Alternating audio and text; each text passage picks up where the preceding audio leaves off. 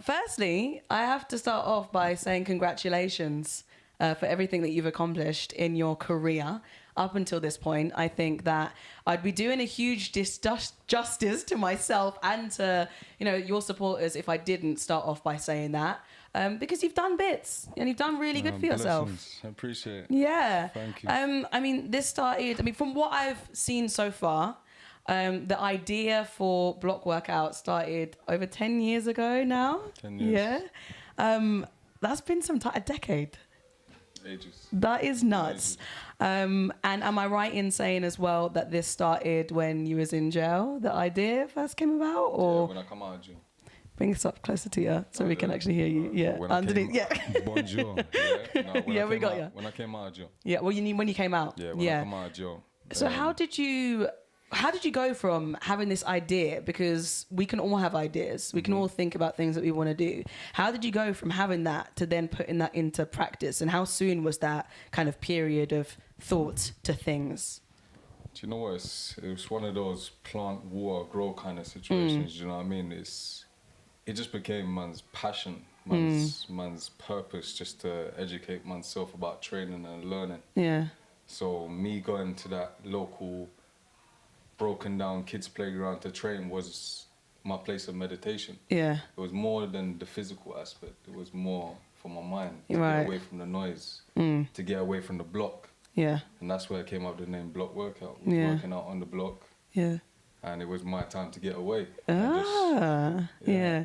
And did you find that whilst you, I suppose as well, like if you're saying that that's how it all kind of came about, did you find therapy then through exercise and through, was that your escapism? No, 100%. Yeah. Like I said, my place of meditation. Yeah.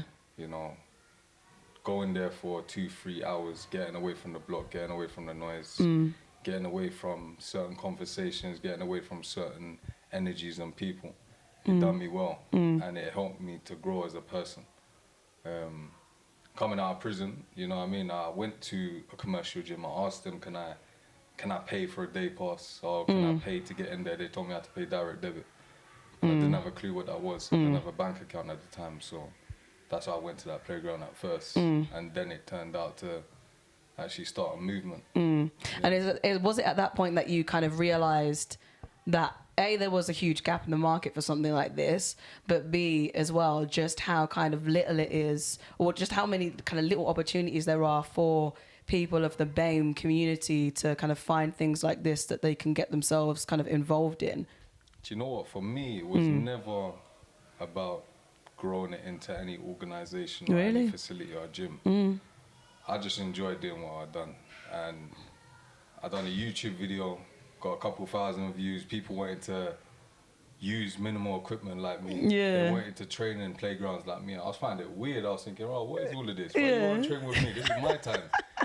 And then I went on YouTube and I started seeing all the Americans doing it over in the States. And I was thinking, oh shit, people's doing this across the waters. This actually is a thing, I was confused. I was just like, right, people's actually doing this across the waters. Like they're actually in the hood training, using their environment to work out. And I was like, right, this is a thing. And then I just said, right, you know what, let me put a little name on it, Block Workout. And I was like, right, there might be other people out there who just want to learn what I'm learning. Yeah. So we just started learning together. We started getting a group of 5 of us, then it turned into 10, 15, till we had about 100 young people around, 3 pull-up bars in Brocco Park. That is insane. That's nuts. And I think as well, the progression on year to year, and I think your constant work and drive to work with the community and kind of all it is that you do, which is, very positive in that aspect. Was that something that you knew earlier on down the line that you wanted to do, or was that something that kind of all of a sudden came heavily a part of the process as the years went by? As the years went by. Yeah? Like I said, that number grew from 5 to 100 people around pull-up bars. Yeah. To the council thinking we're starting a fight club. Do you know what I mean? You have to understand these young boys at the time didn't know nothing about no Lycra, New Balance on Nike. Yeah. They knew about tracksuits and leather gloves. Do you know what I mean? That was their thing. Where these young people coming from different estates, Tulsa, Peckham, Brixton, Lewisham, and it was all coming together for one accord, and that was to better themselves. And I understood them. I understood, like, you know what I mean? They need a safe space. And that was their safe space on that Saturday at 10:30 in the morning to come down and train together with no trouble. Yeah. Lambeth actually sent police to come and watch us. So they used to watch That's our sessions. bad, They used yeah. to come sit in their car and watch our sessions to see what was going on. Just to keep an eye on everything and make sure that, But how did you handle that at the time? Was you kind of just laid back, or was you just a bit like, I was laid back, man. There was no criminal activity going on. Yeah. And even up to this day, 10 years on, there hasn't been no trouble with the block workout or with the street gym. There hasn't been no trouble up to now. Because there's a certain energy and a certain respect around the place. And people respect where man's coming from and what man's doing. So, we give thanks, man. Would you say that could you say, or has anybody over the years come to you and said that they feel like it's helped them get out of that lifestyle and kind of put them on the straight and narrow in terms of, I suppose, being inspired by somebody like yourself who has completely kind of 360'd what they kind of went through to where they are now? Do you know what? Yeah, you see most of my trainers here now. Yeah. Like, we have over probably like 15 trainers here. And most of my trainers are homegrown from the park, when I used to train in the park. So these are young people that was getting into trouble, was dabbling in certain things. And now I can say, right, they work here full time. Wow. Like, they have full-time jobs here. Like, it's a blessing to have this place, a facility like this. And one of my boys come out of prison and I'm like, right, you want to work here? You want to get clients? Come, train them. You know what I mean? So it's a blessing to have a facility like this and to give people opportunities. So I mean, it is amazing. You must pinch yourself sometimes. I mean, like, walking in here and looking around, like, even I was just like, wow, like, this is amazing. Do you get moments where you pinch yourself and you're like, shit, I done this? Do you know what? It's hard because man's just scratching the surface. Yeah. Literally, man's just scratching the surface. But the other day, I was walking in the gym when it was all closed. Man was cleaning up, doing some mopping and that. Yeah. And I looked around and I said to my brother, I said, it's pretty cool to have man's own gym, you know. And then we just started laughing to each other. I was like, right, it's a blessing because it's more than just the gym. It's more than just the gym. It's like, more than just pull-ups. Yeah. It's more than just dips and bench press and squats. Just seeing people's mindsets change, their character, the way they handle certain situations, the way they handle themselves is a blessing. Yeah. And that's why I say, Raj, you know what? Forget the case studies on paper and on camera. We really see changes in people, and we really see transformations in people. Yeah. So to see that, that's why we continue to do what we do. Well, it's inspiring, I have to say, and I think it's definitely good to have somebody like you in, the industry and online as well, that people can look up to and see just how well you've done for yourself and just how well they could do with themselves as well. You went through, I used to see it a lot on social media. You kind of came out, you had all your videos online, then went down the comedy avenue. Yes. How did you kind of get involved in that? I mean, was you always Mr. Funny Man, or was it something that you kind of got to a certain age and was just like, rah, I'm actually quite jokes, I need to get into this? Nah, definitely not.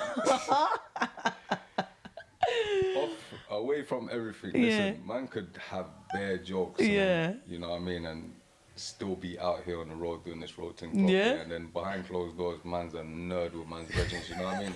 A lot of people can relate to that. But it's perception, isn't it? It's what people see.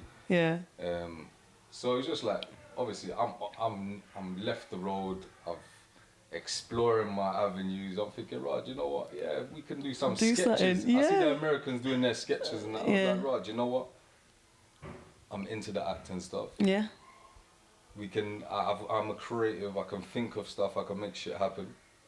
So we said, why not? Yeah. Let's start doing sketches. And it worked. Yeah. How did you find the kind of transitional period with the growth of your social following? Like, was it like, did it happen quite quickly for you, or did you feel like it was more of a gradual thing? Up to now, I don't really care about. You don't even care. I get more shit done when I'm off social media. Really? You see, I take social media breaks sometimes for like a month. And I tell you the truth, babe, I get so much shit done. I get so much stuff done behind the scenes. So much stuff. Because there's a huge thing at the minute, and it's ongoing, about social media. And and depression, and the effects that it can have. I mean, what's your thoughts on social media as a whole? Because obviously it's worked amazingly in terms of brand awareness for yourself and getting you out there, but of course it has its downsides as well. So what's your kind of take on it? Social media is a very, very interesting place. It can help you to swim, and it also can drown you as well. So you definitely have to be careful. You have to ask yourself straight away, why? Why am I on social media? What is your purpose being on social media? If you ain't got no purpose and you're just out here, then you're just gonna be floating. You're gonna be in the clouds. You're gonna be having them dumb, stupid conversations about how many likes you got and how many comments, and looking through your comments and that. Forget all that. That's time consuming. Do you know what I mean? A lot of people take too much time into it. If you're gonna build a venture, if you're gonna build a business for it, if you're gonna just use it for memories, do so, 100%. But ask yourself why. If you ain't got no why, then you're just floating. Yeah. Mainly kind of the likes and the comments aspect. Do you think that they should remove the likes and comments? It's not going to change anything to do with what I'm doing. So I don't really mind what they do. These social media people, they're always experimenting and changing things, algorithms, all that shit. I ain't got time. Yeah. The man talk. Yes. Amazing. Blessings. When did you think of the idea to do this? The man talk, wow. My boy came to me, my boy Lewis Sweets, he came down to me, we spoke about the idea together, and we just spoke, we need a safe space for men to talk, a platform for men to just open up and speak. You know, we live in a world where we just get on with things as a man. We push things under the carpet, and we don't heal, and therefore we move forward with our healing, and it affects us later on. It affects us in our next relationship. It affects us in communication, trust issues, or whatever it is. So we need a safe space to talk some real conversations, quality of conversations. Do you know what I mean? There's so much bullshit that gets glamorized out here. So much darkness, so much negativity that gets glamorized on social media and all these movies and music. But really and truly, we really need to go inside and see what's going on, and kind of get it out there as well. What is this? What is affecting me? What is hindering me from moving forward? What is hindering me from taking those inclined steps? If we first thing before change is acknowledgement. If there's no acknowledgement, there's no change. So that's why acknowledgement in the sense of what it is that you've been through, or that there could be something that you're battling that's not come to surface. 100%. Certain things, acknowledgement of, do you know what? Okay, that's why I'm not moving forward. Okay. This is why I'm not progressing. Do you know what I mean? And accountability, would you say? What conversations are we having? Yeah. Straight away, what conversations, what people are you surrounding yourself with? What music are you listening to when you wake up in the morning? What music are you listening to? Me? Oh shit! I'm listening to Bob Marley. Don't worry, be happy. Yeah? Nah, listen, it's important. Your diet is not just what you put in your stomach. It's the music you listen to, the conversations you have, the energy you surround yourself with, everything. Visually, the stuff you watch. What movies are you watching? You know what I mean? Are you watching these dumb horror movies there all the time and?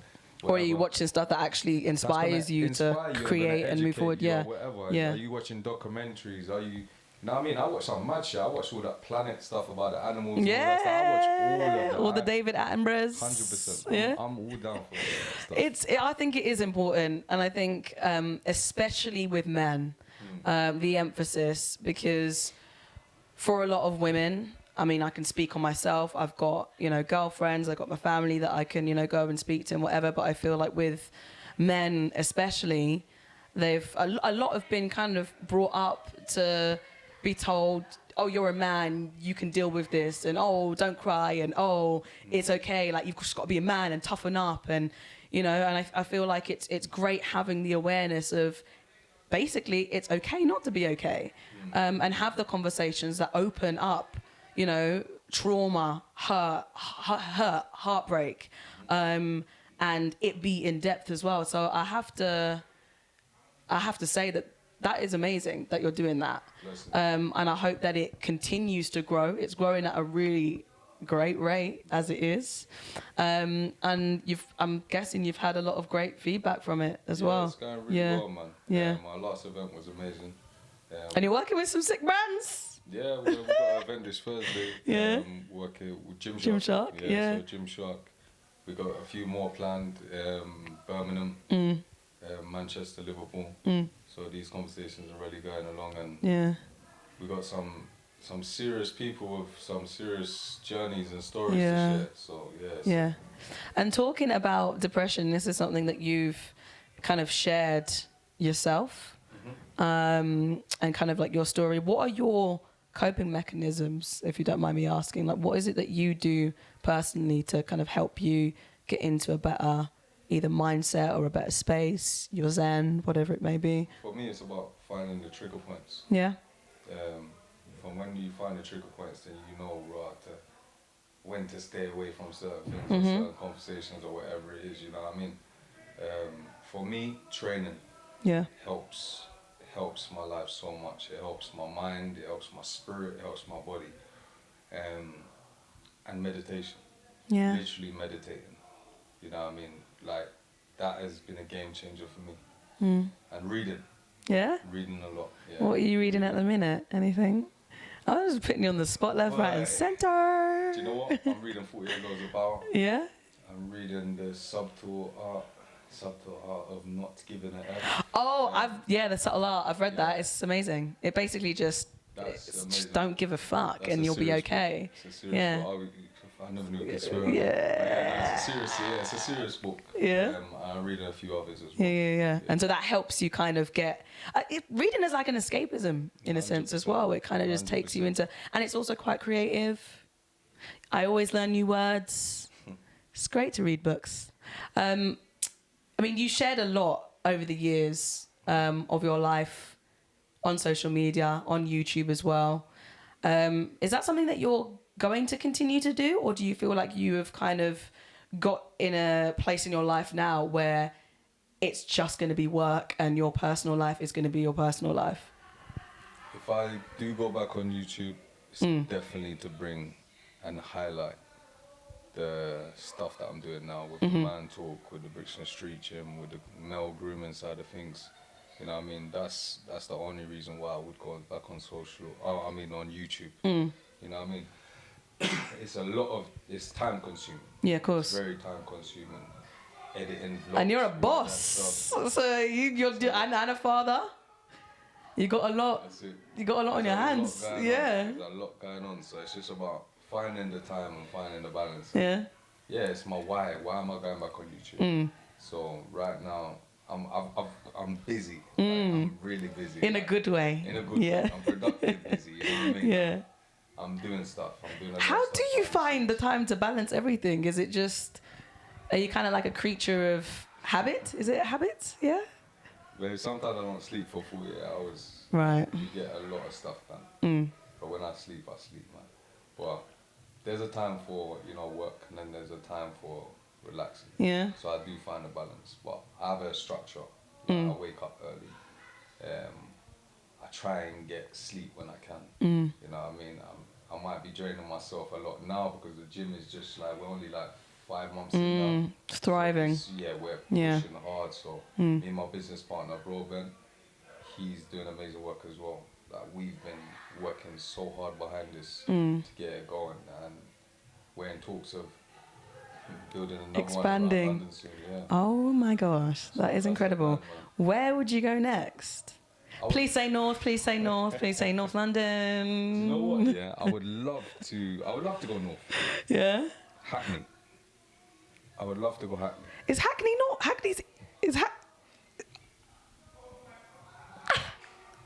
Well, I thought Hackney was east for a second. No, I'd love to go Hackney. Okay, Hackney. Hackney. Birmingham. I'd like to go Birmingham. Okay. Yeah, Birmingham. I want to go to the most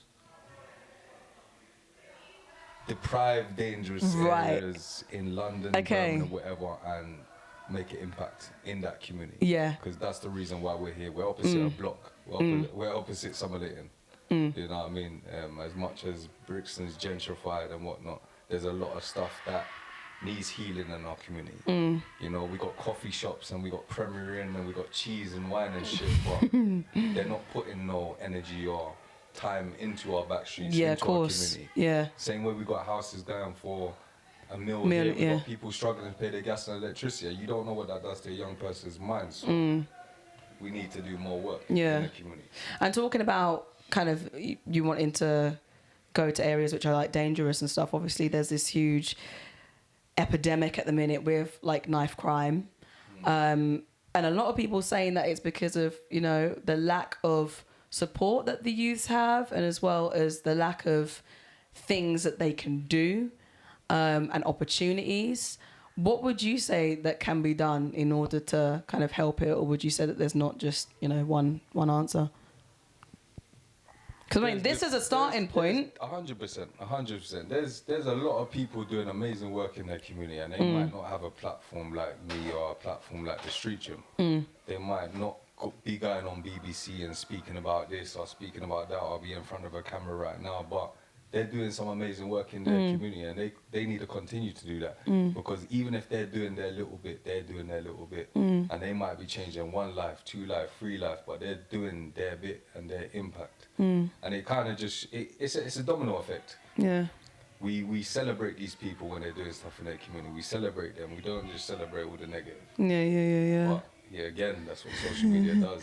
It's crazy when you look on the timeline, man. You just see bare bullshit and bare influencers promoting less stuff. Well, I think there's that thing of like, you're an influencer, but what are you influencing? That's it.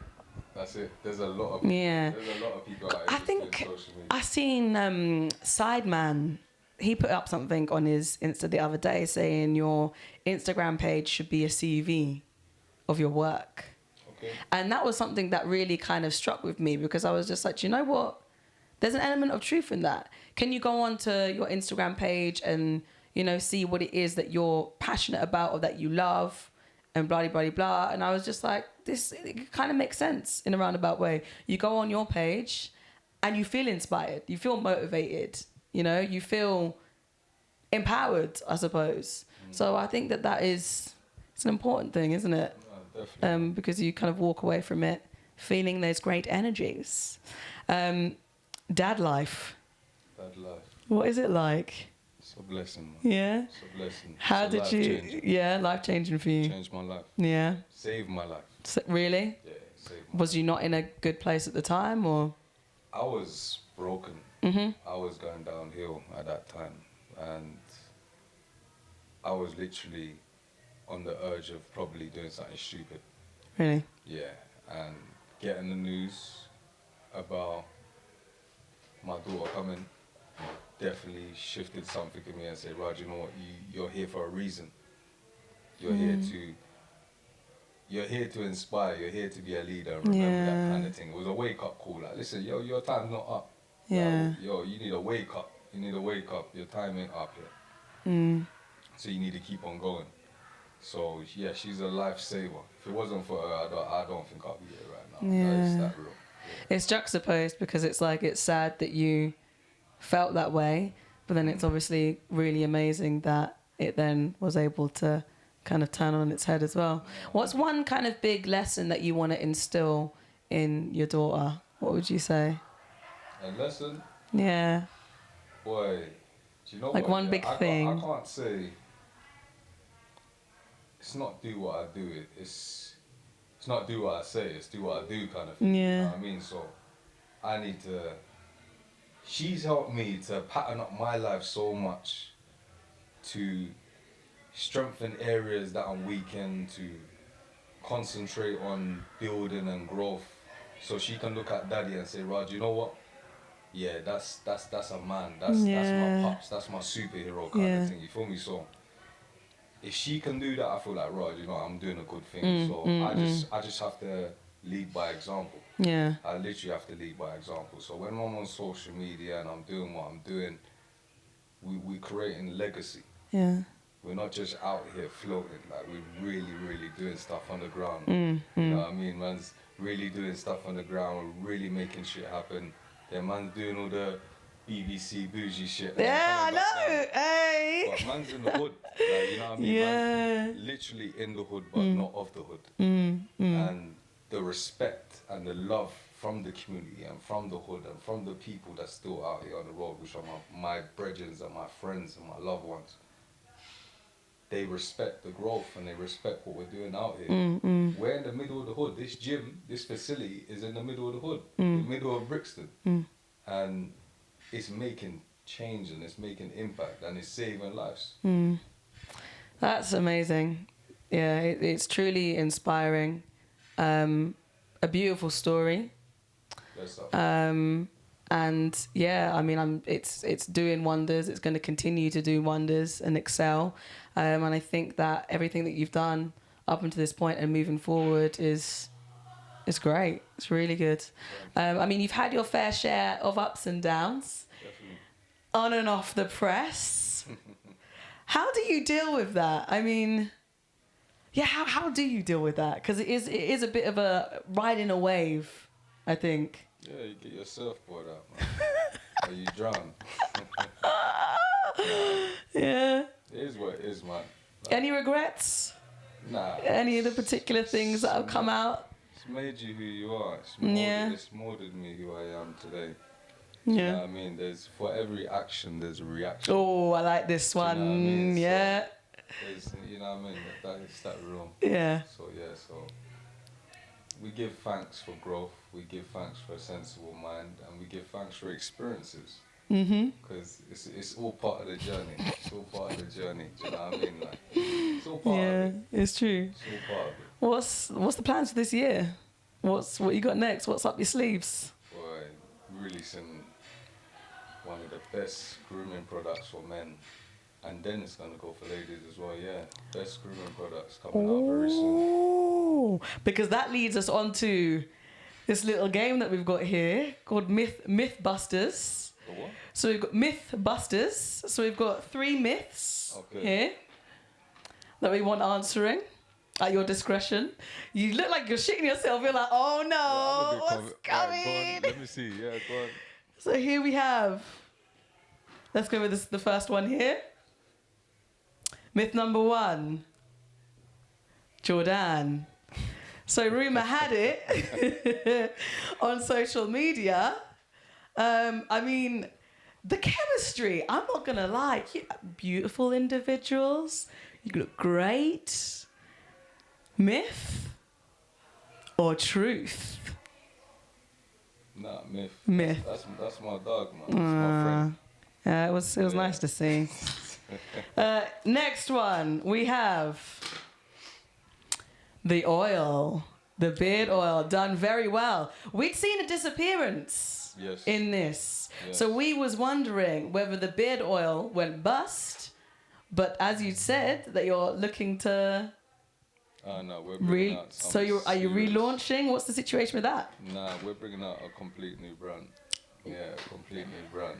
Something that's gonna take off crazy. I just come from a meeting actually because you stepped in looking all suave and everything. Can we get? I mean, this is UK Gossip TV. We do like to get an inside. What is that? Is it still to do with kind of grooming products, or is it going to be something? Yeah, it's gonna be grooming products. Yeah. We're gonna cater for my brothers with the beards, and then we're gonna cater the sisters with. Yeah, so we got some serious products coming for the sisters as well, man. I love how you're like keeping so tight-lipped over it. You're not saying anything else. It's mad. You don't give a lady a bunch of roses. You give her 1 rose at a time. Okay. So it's just like right now we got something in the pipeline. But it's you appreciate it more. And last but not least, we have this. A window. So this must have been the funniest thing that I think a lot of people had seen online. So I'm going to say myth. So the myth that we've heard was that you was tapping on a window with I'll say miscellaneous object for now, and it sent everyone into a frenzy. Myth, fact. Definitely a myth. How did you feel when that all came out? Was you just laughing? Was it just like... It was comical. Yeah. Yeah, it was interesting. Yeah. I mean, do you know what? What I think is great about you is that you've been able to take situations that can really... I mean, number one, that's defamation of character, like through and through, because nobody should have to wake up to see that somebody is, you know, chatting shit online about them or whatever. But the fact that you can take things so, I'm going to say easily in your stride, because I'm sure you've had your own situations. But from what I've seen, you've taken things in your stride, you've laughed about it, and you've been able to continue on your journey and continue to get amazing results. I mean, how do you do that? Like, what? I mean, if there's anybody that's watching right now who is maybe going through the motions at the minute, what piece of advice could you give to somebody when it comes to kind of overcoming these certain obstacles? Well, I only can speak for myself. Yeah. And in a sense where I've always learned to go against the current. Yeah. I've always learned to swim against the current. Do you know what I mean? It's made me a better swimmer. And all this surfboarder. Oh yeah, all this surfing as well. But all this social media stuff, this like where I'm coming from, this stuff is like I've been through way too much. Yeah. I've been through way too much. So this is just some social media. This is just all this social media stuff that's going on. BS. It's part of the journey. It's part of the experience. It's something that I've gone through and I've come out the other side. So I would just say to everyone that storms don't last forever. Mm-hmm. And you're gonna if you're going through a storm right now, just hold yourself together, keep your head above water, and continue to kick. Whether that's depression, anxiety, whether that's you going through a case, whether you going through a madness, a bad relationship, whatever it is, just continue to keep your head above water and you're good. Amen. And just to wrap that up, I was seeing on your social media you was trying out veganism. Yeah. How is that going? Yeah, I'm doing it now, man. Still? I'm plant-based. How long? Has it been like 2 months now? 3 months? Yeah, 3 months. How has that been, that journey? Do you know what? It's more than a physical side of things. Yeah. Do you believe in God? Yeah. Do you believe in spiritual? Yeah. Very, very. That? Yeah. We're physical beings right now. Mm-hmm. This is physical, that's physical. But we understand we're spirits as well. Yeah. And for me, it's a very, very spiritual thing for me. Because that animal is also a spirit as well, right? Yeah. That animal's physical, but it has a spirit as well. Yeah. And not only are we consuming meat or that meat, we're consuming that trauma. Yeah. Do you know what I mean? So, yeah, just to cut it down short and sweet, my body's no longer a cemetery. I don't want to keep, the same way we don't want to keep dead conversations. We don't want to keep no dead meat in us. We don't want to keep no dead energy around us. I don't want nothing dead even touching me, even getting in my way, because you're going to hinder me from moving forward. So I don't need that. And that's just me personally. That's not a preaching thing. Yeah. But yeah, it's just a spiritual thing. That's amazing. It's helped me a lot. Yeah. It's opened a lot. Yeah. In a spiritual realm. It's nice to see, because I think a lot of people are going back to social media, but it's annoying having to keep going back to it. But I saw that post of you saying that you was, trying it out. And then kind of since then, when I was kind of like scrolling through your post, I didn't really see much of it, which is why I wanted to ask how you was getting on. But I think what a lot of people do is they go vegan and then they start vegan bashing, and you just see it everywhere. They then start doing the whole preaching and then start doing this and the other. So it's actually in a way, I think refreshing that you kind of speak on it obviously so highly. I'm not these people, definitely. Yeah, you speak on it so highly. If people you feel motivated to... I mean, I'm doing vegetarianism at the minute. Okay. I've been doing it for 3 weeks. Not doing preachy. But for me, it was a personal thing that I wanted to do. Similar thing about, dead animals, and, I think you are what you eat at the end of the day as well. But yeah, no, I thought that was very interesting. Yeah. People follow me down, they see my story. Yeah. Chefing it up all the time. Yeah. Do you know what I mean? So your vegan dishes. on my story, that's it. Yeah. And I think there's a lot of people that also think, meat eaters, that think that you can't stay trim and eat your, get enough protein in order to, build muscle and, this, that and the other. You say you can. 100%. You can see I'm it. actually on a journey at the moment right now to actually build muscle mass and build weight. Yeah. And I'm actually going up and up and up. Wow. It's just about educating yourself. Yeah. It's helped me to educate myself, to find out certain things, to read on certain things, watch certain documentaries. So, yeah, it's just made me find more education about this thing and educate myself about it. Yeah. Well, thank you so much for chatting to us. You're doing amazing, as I've said throughout this whole interview. You continue to inspire. And I think all the obstacles that you have overcome, it doesn't go unnoticed. And so good luck with everything, even though you don't need it. And well done. Congratulations. Thank you so much. Thank you.